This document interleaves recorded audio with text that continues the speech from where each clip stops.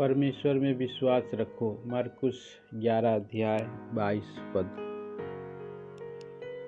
विश्वास उद्धार के सिद्धांत का मूलभूत सिद्धांत है।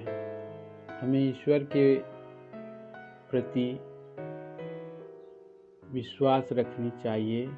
हर चीज के लिए हमें विश्वास होना चाहिए। प्रार्थना के लिए हमें विश्वास की आवश्यकता है।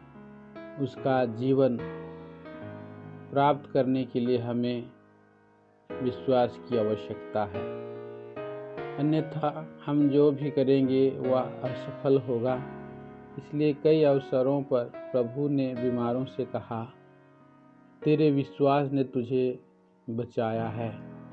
लूका 7:50, लूका 8:48, 17 अध्याय 19 पद, 18 अध्याय 42 पद। मत्ती 9 अध्याय 2 पद के अनुसार लकवे के मारे हुए लोगों के विश्वास को देखकर प्रभु ने उन्हें चंगा किया। यह विश्वास के द्वारा हम कर सकते हैं।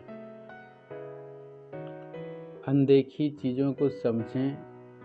अब विश्वास आशा की हुई वस्तुओं का निश्चय, जो अनदेखी वस्तुओं का प्रमाण है। इब्रानी 11 अध्याय 1 पद। जो अनदेखी चीज़ें वास्तविक है, उन्हें दृश्य द्वारा नहीं समझा जा सकता है। हम कितने ही चतुर हों, वे हमारे लिए रहस्य हैं, परंतु विश्वास के द्वारा हम स्वर्गीय भेदों और अनदेखी वस्तुओं को समझ सकते हैं। विश्वास से हमारी लेकिन उत्तर मिलता है। विश्वास से हम उसकी शक्ति का आनंद ले सकते हैं। विश्वास से हम प्रभु की आज्ञा मानते हैं और उनका अनुसरण करते हैं। हमारा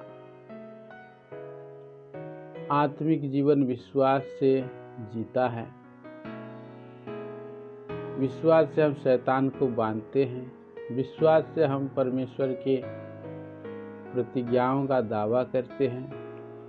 विश्वास के द्वारा ही हम अनंत जीवन पा सकते हैं।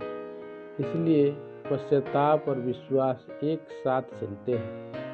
जिनके पास कोई विश्वास नहीं है, वे आध्यात्मिक रूप से विकसित नहीं हो सकते।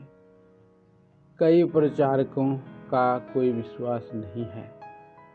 भले ही वे बड़ी सभाएं और अभियान करते हों, फिर भी जब उन्हें पैसा चाहिए तो वे भीख मांगने लगते हैं। वहीं वे गलत हो जाते हैं। उनके पास पैसा पाने के लिए बहुत सारी योजनाएं और उपकरण हैं। जब वे सुसमाचार अभियान चलाने की योजना बनाते हैं तो वे पत्र लिखना शुरू कर देते हैं और कई महीनों तक पैसे के संकेत देते रहते हैं। वह विश्वास नहीं है। हमारे प्रभु में एक जीवित और दृढ़ विश्वास रखने से हम उनकी पूर्ण शांति का आनंद ले सकते हैं और हमारी सभी ज़रूरतों को पूरा कर सकते हैं। इस प्रकार हम देखते हैं कि कैसे विश्वास प्रार्थना जीवन, बाइबल अध्ययन या अन्य सेवा का मौलिक और आधारभूत सिद्धांत है।